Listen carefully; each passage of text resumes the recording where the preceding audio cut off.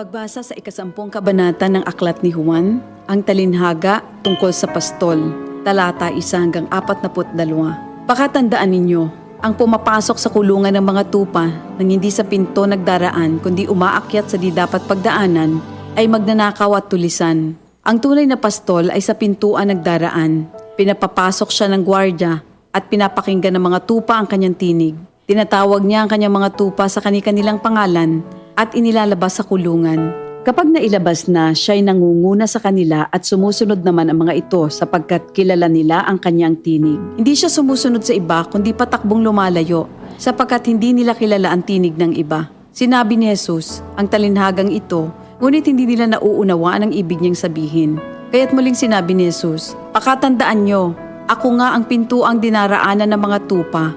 Ang mga nauna sa akin ay mga magnanakaw at mga tulisan, ngunit hindi sila pinapakinggan ng mga tupa. Ako ang pintuan.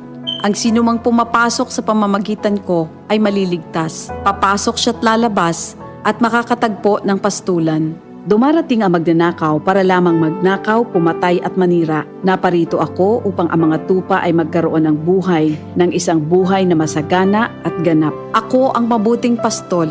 Iniaalay ng mabuting pastol ang kanyang buhay para sa mga tupa. Ang bayaran ay tumatakas kapag may dumarating na asong gubat. Iniiwan niya ang mga tupa palibhas ay hindi siya pastol at hindi kanya ang mga ito. Kaya't sinusunggaban ng asong gubat ang mga ito at binubulabog. Tumatakas siya palibhas ay bayaran lamang at walang malasakit sa mga tupa. Ako nga ang mabuting pastol. Kung paanong kilala ako ng Ama at siya kilala ko, gayon din naman kilala ko ang aking mga tupa at ako'y kilala nila. At iniaalay ko ang aking buhay para sa aking mga tupa. Mayroon akong iba pang mga tupa na wala pa sa kulungang ito. Kinakailangan sila'y ipasok ko rin at papakinggan naman nila ang aking tinig. Sa gayon magiging isa na lamang ang kawan at isa ang pastol. Dahil dito'y minamahal ako ng Ama sapagkat iniaalay ko ang aking buhay upang ito'y kunin kong muli. Walang makakakuha ng aking buhay kusa ko itong ibinibigay.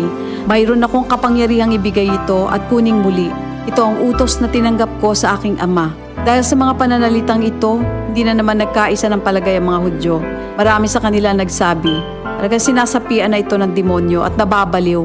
Bakit ba kayo nakikinig sa kanya? Sinabi naman ng iba, hindi nakakapagsalita ng gano'n ng isang sinasapian ng demonyo. Nakakapagpagaling ba ng bulag ang demonyo? Taglamig na noon at kasalukuyang ipinagdiriwang sa Jerusalem ang pista ng pagtatalaga ng templo. At habang naglalakad si Jesus sa templo, sa portiko ni Solomon, pinaligiran siya ng mga Hudyo at sinabi sa kanya, hanggang kailan mo ba kami ilalagay sa alanganin? Kung ikaw nga ang Kristo, sabihin mo na ng tuwiran. At sumagot si Jesus, sinabi ko na sa inyo, ngunit ayaw ninyong maniwala.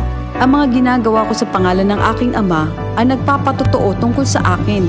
Ngunit ayaw ninyong maniwala sapagkat hindi kayo kabilang sa aking mga tupa. Nakikinig sa akin ang aking mga tupa. Nakikilala ko sila. Sumusunod sila sa akin. Binibigyan ko sila ng buhay na walang hanggan. Kailan may hindi sila mapapahamak at hindi sila maaagaw sa akin ninuman. Ang aking Ama na siyang nagbigay sa kanila, sa akin, ay lalong dakila sa lahat at hindi sila maaagaw ninuman sa aking Ama. Ako at ang Ama ay iisa. Ang mga pinuno ng mga Hudyo'y muling dumampot ng bato upang batuhin siya.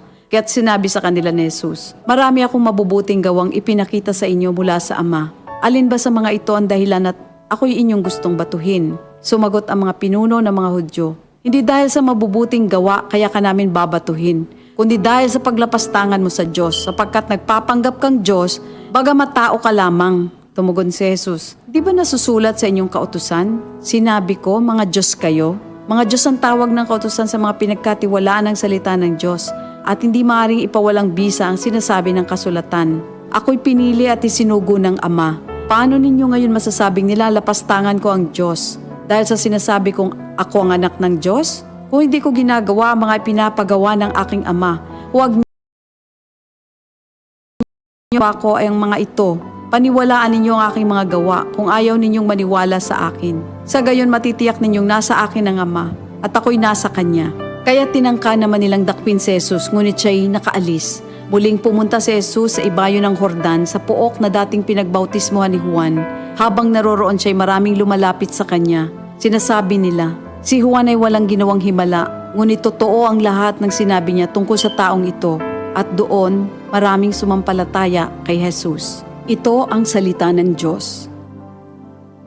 DCXL News, ang himpilan ng RM.